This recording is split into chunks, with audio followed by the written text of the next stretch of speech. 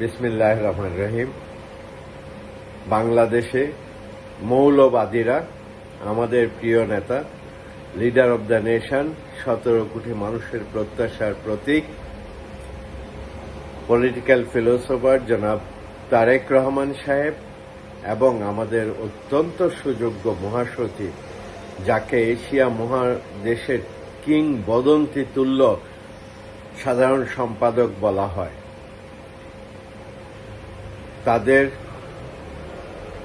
দুটি উক্তি নিয়ে যে মৌলবাদ আগামীতে ক্ষমতায় আসতে পারবে না, এটা অত্যন্ত ধ্রুব সত্য।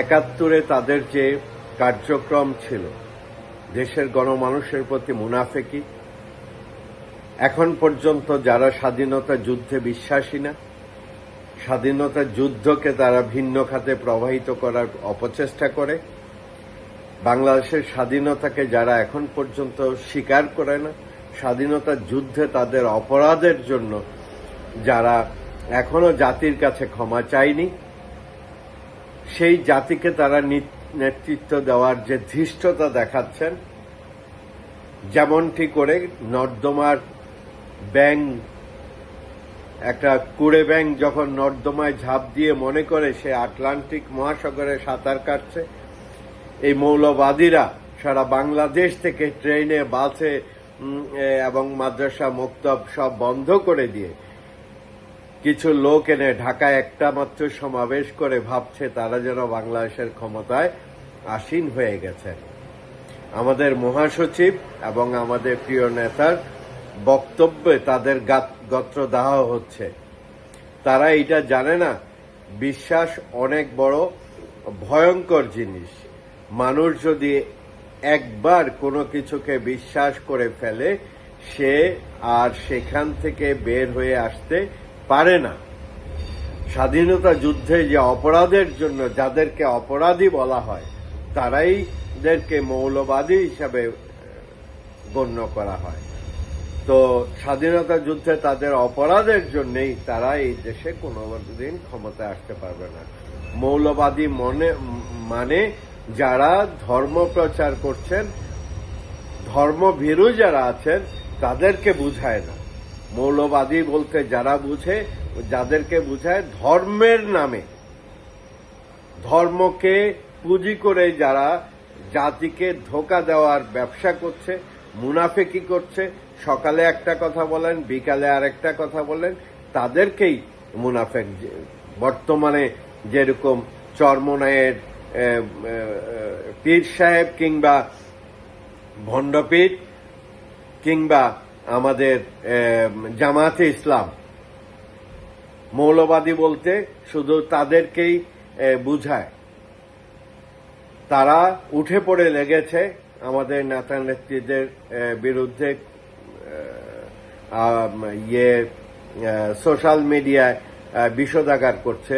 আমি তার তীব্র প্রতিবাদ করছি।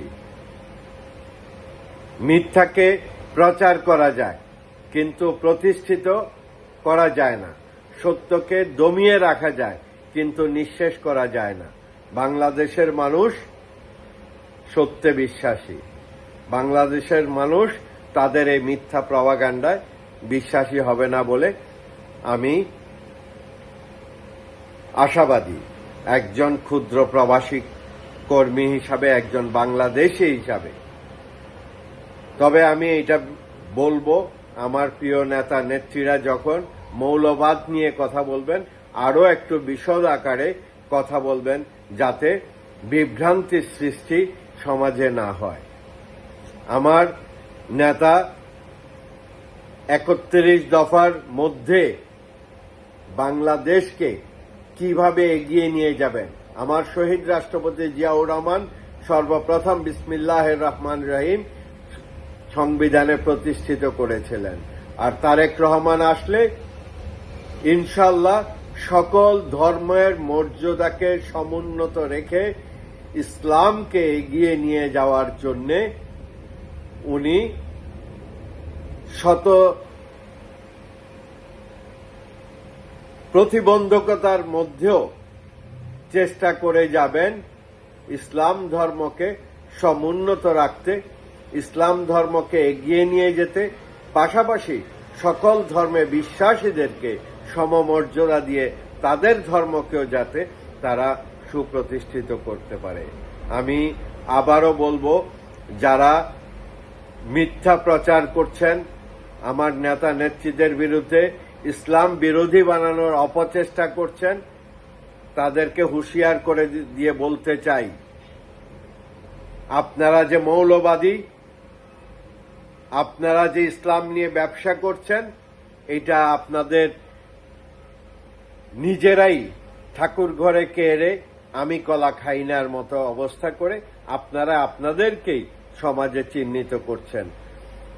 এদেশের জনগণ, গণতন্ত্রকামী জনগণ, এদেশের উন্নয়নের বিশ্বাসী জনগণ আপনাদের এই আগামী নির্বাচনে আপনাদেরকে আস্থা করে ফেলে দিবে বলে আমি বিশ্বাস করি।